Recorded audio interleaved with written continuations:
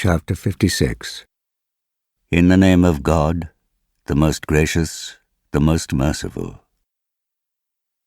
When the inevitable event takes place, and there can be no denying its happening, some shall be abased and others exalted.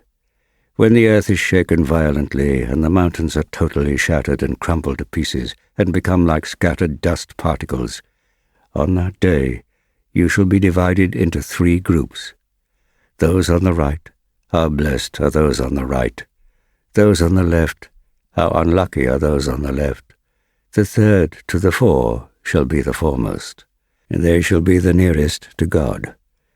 They will dwell in the gardens of bliss, a large group of the early believers and a lesser number from the later generations. Seated on couches wrought in gold and encrusted with precious stones, reclining on them facing each other. They will be waited on by ageless youths, carrying goblets and ewers and cups filled with the purest wine, neither causing headaches nor intoxication, along with fruits of their choice, and the meat of any bird that they may desire, and fair maidens with large lustrous eyes, like the pearls in their shells, shall be their recompense for their deeds. They will not hear therein any vain or sinful talk, only the words of peace and tranquility. Those on the right, how fortunate are those on the right! They shall recline on high amidst low trees without thorns and clustered bananas, and spreading shade and flowing water, and fruits in abundance, never-ending and unrestricted, on raised couches. We have created maidens perfectly, and made them virgins, loving companions, matching in age, for those on the right, a large group of the earlier people, and a large group of those of later times. Those on the left, how unfortunate are those on the left!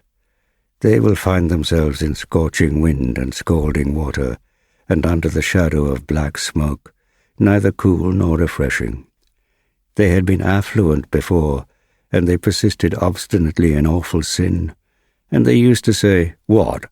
After we have died and become dust and bones, shall we indeed be raised up again?"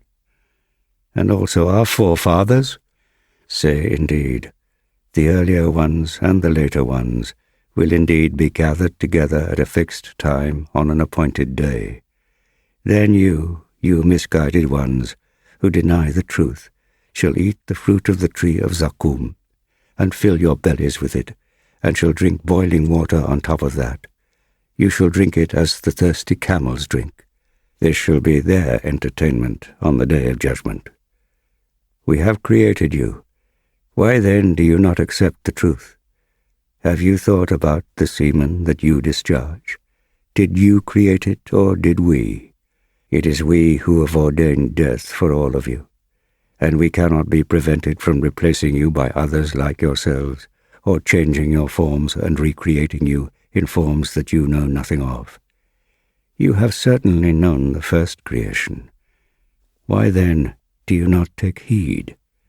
Have you thought about what crops you plant? Is it you who cause them to grow, or do we? If we so pleased, we could turn your harvest into chaff. Then you would start lamenting, "We are ruined, nay, we are deprived altogether." Have you considered the water that you drink? Is it you who cause it to descend from the clouds, or do we? If we so pleased, we certainly could make it salty. Why then are you not grateful? Have you thought about the fire that you kindle? Did you produce the tree that serves as fuel, or do we? We have made it to be a reminder and a benefit for the wayfarers. So glorify the name of your Lord, the Supreme. Nay, I swear by the setting of the stars, and indeed that is a most mighty oath if you only knew, that this is indeed a noble Qur'an, in a well-guarded, preserved book, which none can touch except the purified.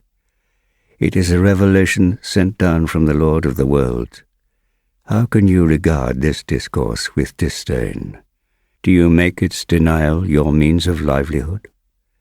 Why then, when the soul of the dying man reaches the throat, and you are at that moment looking on helplessly, and we are nearer to him than you, although you cannot see us, why then, If you are not subject to our command, do you not cause the soul to return to him if you are truthful in your claim? But if he, the dying person, is one of those brought near to God, then for him there shall be comfort and plenty and a garden of bliss. And if he is one of those who are on the right, he will be greeted with, "Peace be to you," by those on the right. But if he is one of those who rejected the truth and went astray, he will be welcomed with boiling water. He will burn in hell. This is indeed the indubitable truth. So glorify the name of your Lord, the Supreme.